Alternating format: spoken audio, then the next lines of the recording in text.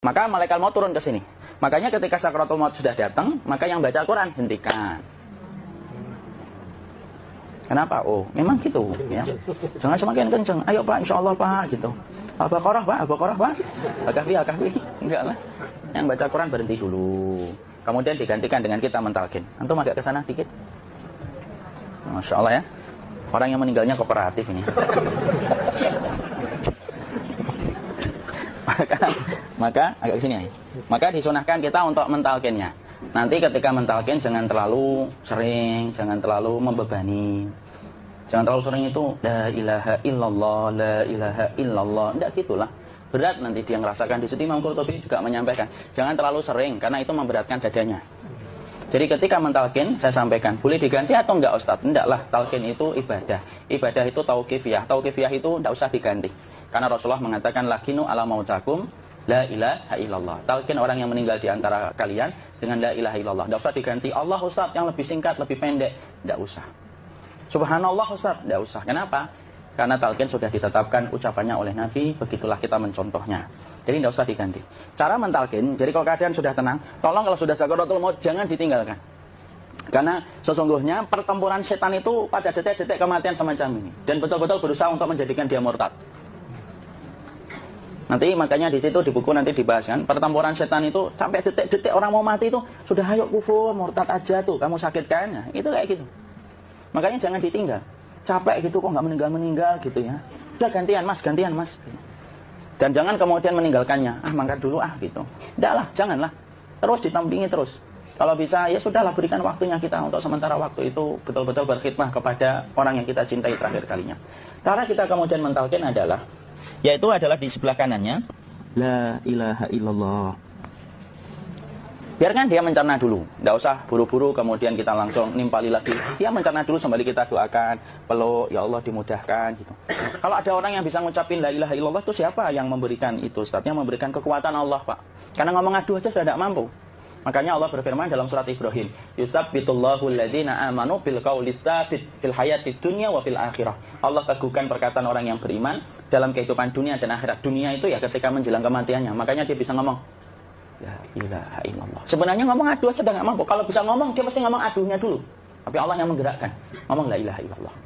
Makanya mangkana akhiru kalamihi la ilaha illallah dakhalal jannah. Barang siapa akhir kalamnya itu adalah la ilaha illallah, pasti masuk surga. Makanya kita lagi la ilaha illallah. Dah, cerna dulu. Enggak usah minta diburu-buru ya. Enggak usah gini. Ayo la ilaha illallah. Ayo. Enggak usah gitu. Ya, biarkan dia pelan-pelan gitu. Ayo tapak ya Allah capek saya Pak. Enggak usah. Ya ucapkan la ilaha illallah. Kemudian dia mencerna. Lalu kalau dia sudah mengatakan, untuk mengatakan la ilaha illallah. Nah, kalau sudah mengatakan la ilaha illallah, berarti sudah. Enggak usah ditalkin lagi, enggak usah. Enggak apa-apa, biarin aja. Dia di situ aja. Kecuali dia ngomong lagi dan enggak usah diajak ngomong, alhamdulillah ya Pak, ya Allah gitu. Terus dia jawab, alhamdulillah. Ya. Itu berarti ucapan terakhirnya alhamdulillah. Atau ketika habis ditalkin la ilaha illallah dia ngelihat air. Nah, itu berarti ucapan terakhirnya air. Talkin lagi. Enggak usah marah. Aduh Pak minta air. Kok minta air nanti aja dikubur gitu loh. Jangan gitu. Biarin aja, jangan kemudian setelah la ilaha illallah. La ilaha illallah. Terus, ayo tutup awas ya ngomong lagi ya. Udah gitu juga. Maka kemudian setelah la ilaha illallah sudah, enggak usah diajak ngomong gitu. Terus kemudian enggak usah ada anaknya perempuan, ya Allah Pak, sudah bisa ngomong la ilaha illallah gitu. Cukup dalam hati alhamdulillah gitu. Diam kita dengerin gitu. Disitulah nanti biasanya detik dia terakhir. Dia nanti ngeliat di sini Pak, prosesnya itu nanti kaki langsung sebagian jempol dingin dia.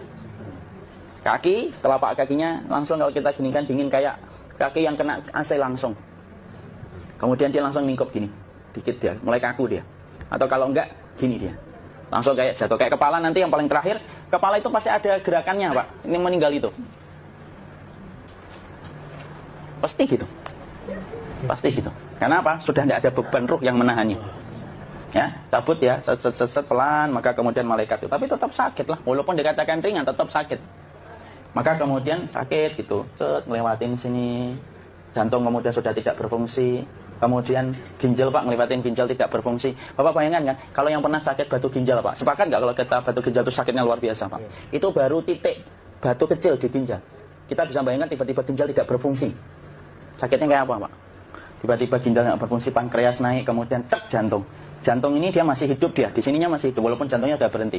Naik, kemudian mata dia ngelewatin mata. Organ tubuh yang paling setia sama ruh itu mata. Maka kemudian mata dia ngelihat dia, ngelihat set keluarnya, set naik dia. Ya dilihat ini sama dia. Makanya Rasulullah mengatakan innar ruha idza qubida tabi'ahul basar. Ruh itu kalau dicabut, mata itu ngikutin kemana perjalanan ruh itu.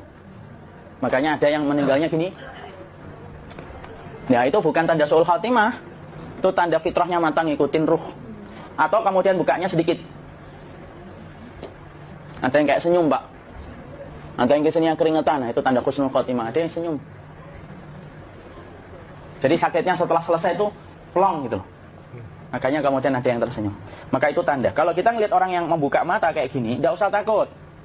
Cepat-cepat kemudian kita nanti tutup. Biasanya kalau terlalu lama, itulah yang menjadikan ini tidak bisa ditutup. Makanya harus pakai kapas akhirnya. Karena apa? Karena pas meninggal nggak langsung ditutup. Biasanya karena perawat takut, dokternya juga nggak tahu itu, dibiarin itu. Makanya ada beberapa mata yang ditutup pakai tensoplas kan? Sebenarnya kalau langsung bisa nutup dia, fitrahnya nutup mata itu. Jadi kemudian kita baca Allahumma firlahu warhamhu wa'afihi wa'fu'an wa bismillah wassalatu wassalamu ala rasulillah, tutup. Bismillah. Nggak usah takut. Kecuali buka lagi ya, ini baru kita kabur bareng. Kalau buka lagi Pak, insyaallah Pak, ya Allah ya kita kabur bareng-bareng Pak. Diusap Pak, diusap ini. Enggak disenggol gini enggak. Diginikan, sudah meninggal dunia. Tangan boleh begini, boleh diluruskan, enggak ada ketentuannya. Boleh gini, boleh kemudian lurus. Enggak usah disalahin kalau ada yang lurus. Lu itu tangannya gimana sih? Posisikan kayak sholat, enggak ada perintah kayak gitu. Jadi kemudian dikondisikan saja terus, maka kemudian dipijit-pijit, akiknya dikeluarin, kemudian jamnya dilepas, gigi palsunya dilepas kalau ada, ya. Kemudian apa setelah itu? Coba buku. Kemudian kalau bisa awal-awal, kemudian taruh buku atau sesuatu yang agak berat di perutnya ketika baru meninggal dunia. Kenapa kemudian ditaruh kayak gini?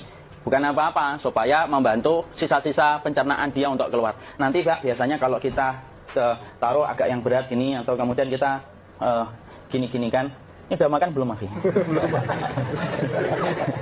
Udah makan belum makan, kok udah gede ya? Maka pencet-pencet kayak gini, biasanya nanti ketika dimandikan, nah pas dimandikan diginikan saja. Nah ini dia sudah keluar di belakang, dia gini. Terus nanti keluar dia. Nah ini keluar langsung di belakangnya. Dan memperlakukan orang kalau sudah meninggal dunia itu yang lembut gitu. Kenapa? Inna kasra adamil mayyiti kakasri adamil hayyi. Mematahkan tulangnya ketika orang sudah meninggal dunia itu lebih dia rasakan sakit ketika mati daripada ketika masih hidup. Tuh Islam itu sampai sama orang mukmin itu kalau sudah meninggal aja sampai selembut itu. Kok hidup kasar itu kebangetan dia jadi orang itu. Mau sampai orang mati itu, kemudian disuruh yang lembut. Kalau ada aib disuruh nutup, tidak boleh diceritain. Misalkan di belakangnya beliau ini ada tompel, gagah-gagah tompelnya gede gitu. Tidak boleh cerita, Masya Allah loh. Sampai segitunya sunnah itu, ngajarin kita untuk nutup aib. Kalau ada orang belajar sunnah sukanya buka aib, nyari-nyari kesalahan orang. Sunnah yang mana dia pelajari itu saya bingung. Makanya kemudian gini, setelah selesai, maka kemudian tutup dengan kain. Maaf ya, Kia. Ya, nanti kalau nggak kuat nafas ngomong ya. Maka ditutup kayak gini, ditempatkan kemudian jangan di tanah tapi di atas dipan. Kenapa? Syekh Abu Malik Kamal Said Salim dalam Sahih Fiqh Sunnah menyampaikan supaya tidak cepat busuk. Dia taruh di atas, kemudian ditutup pakai kain apa saja. Ya, sembari nanti kita mempersiapkan tempat mandinya, tempat kafannya dan yang lain sebagainya. Maka kemudian kalau ada yang datang boleh dibuka. Kemudian kita mencium ininya apa? Kemudian keningnya. Kemudian kita berdoa, nutup lagi kayak Rasulullah ditutup, kemudian yang datang terakhir itu salah satunya Abu Bakar. Dibuka kemudian beliau, ya Allah ya Rasulullah, engkau adalah orang yang percaya hidup dan matimu. Dan tidak mungkin Allah itu mematikan engkau 2 kali ya Rasulullah. Maka kemudian ditutup kembali, saat itu para sahabat dalam keadaan mendung semuanya. Maka disitulah kita lakukan kayak gini. Ditutup gini saat ya. Kasihan tidak bisa napas, insya Allah tidak butuh napas lagi. Jadi kemudian kita semacam ini, kita persiapkan apa yang bisa kita lakukan. Nah itulah proses kematian dari sakit, sakaratul maut sampai kematian.